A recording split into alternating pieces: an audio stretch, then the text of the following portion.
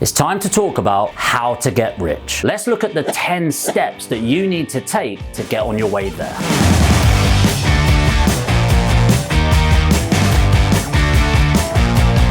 Number one, define what rich or wealthy actually means to you. I think so many people get caught into the new rat race of being rich, and rich isn't becoming a millionaire. I actually think wealth, rather than rich, is measured in time. So how much do you need to live a great lifestyle that actually represents who you want to be in the world? I promise you, and I've learned this from experience, having £1 million in the bank doesn't make you any happier. It just takes away from some pain points that maybe are facilitated by money. It doesn't make you a better person. It just makes you more of what you already are. So really define that before you start the journey and move on to step number 2. Don't wait. In an interview, Warren Buffett once said that the best asset he had is being older than the average person. And people were laughing and giggling, but he was like, well, no, I'm not joking. If you look at some of the investors out there, there's people that get better returns, they're actually smarter, they're able to get access to more capital. But the thing that I've got is I've been doing it longer than most people. The one key asset that we all have that is depreciating every single second is time. Appreciate it and appreciate the value of compounding. Don't wait, start now. Number 3, focus on active income. In property in particular, people are really obsessed with the passive income streams. Quitting your job, work hard enough to don't have to work hard. You have to focus on the active income before you can focus on passive income.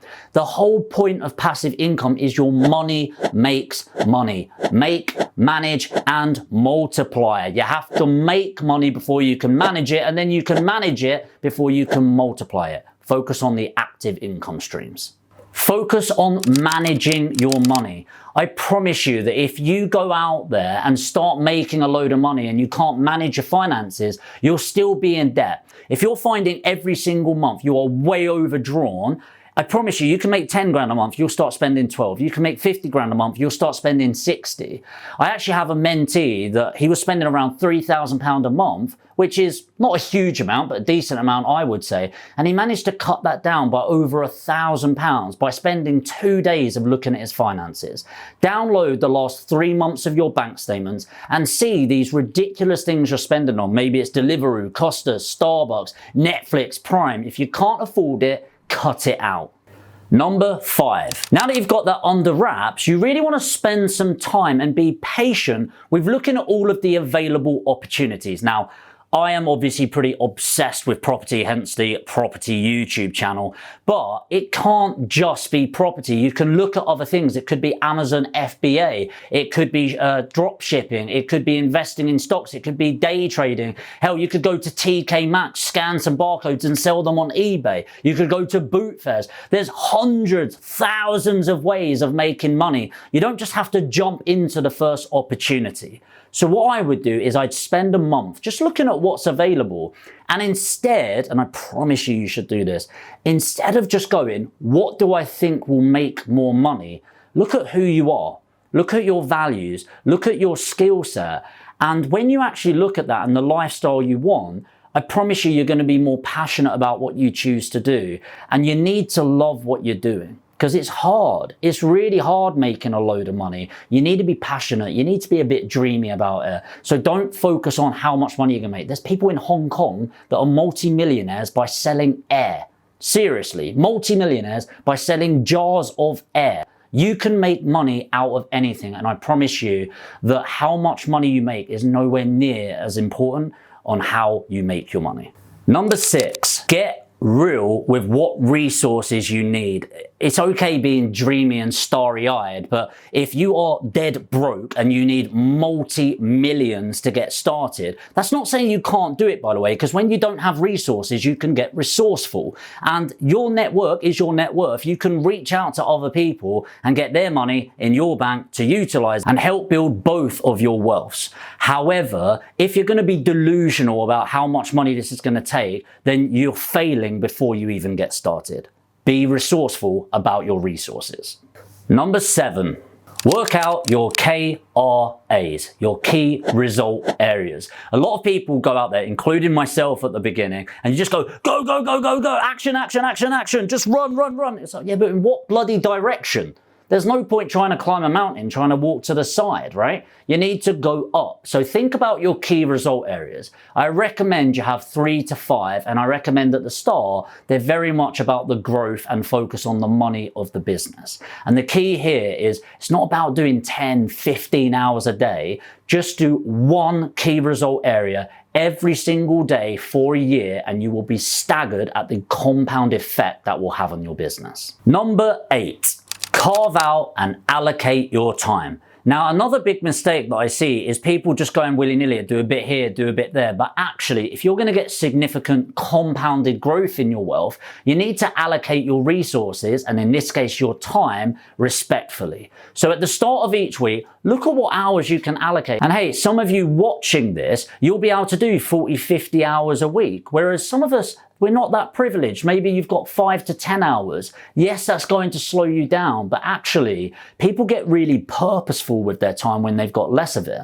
And if you look at an employee, for example, a 40-hour-a-week employee works on average 2 hours and 44 minutes a day. Quite staggering when you think that, right? So if you reduce that down to 3 hours and you actually get 3 hours out of it, you're getting more than the average person.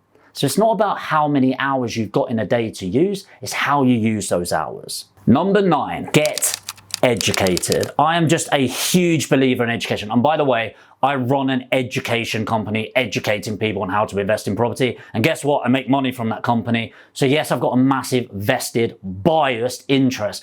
But way before I started my education business, I had invested 6 figures, way over £100,000. And when I spoke about that recalibration year, a huge portion of it was investing in my own education and my mentors. Remember when I said your network is your net worth? I'm not just talking about the money, I'm talking about the knowledge that's out there, and something I like calling the trickle-down economy. The more that I invest in my mentors, the more knowledge that I have, guess what happens for my team? The more knowledge they have access to, the better a leader I am, and I'm trying to develop in that right now, the better they're going to be as well. If I make more money, they make more money. If I get more knowledge, then they get more knowledge, and it helps everyone grow around you. Invest in yourself. You are your best asset. And finally, number 10, don't wait to be ready. So many people that I talk to, they're like, oh, I'm gonna wait for this to do that. Or when I get here, then I'll do this. Action waits for no man or woman out there. And actually, I can guarantee you, you're never going to be ready. What you need to understand is everything you want sits outside of this circle that represents your comfort zone. Everything in life that is growth related is outside of your comfort zone. So naturally, if you want to ride a bike, you have to get on the bike. You don't learn how to ride the bike before you get on the bike. You don't learn how to drive a car without getting in the bloody car. In the same way, you don't learn about business by reading about it in books. You get educated by the best and you take some bloody action. And with this, your physiology drives your psychology. What that means is your actions often impact your psychology, which then impact your actions. And it's this cyclical benefit that you're going to take home. So what you'll probably notice about those 10 simple steps is number 1, they're simple. And number 2, they're not particularly interesting. And I know we want the really exciting things, but let the outcome, your success, be the exciting thing.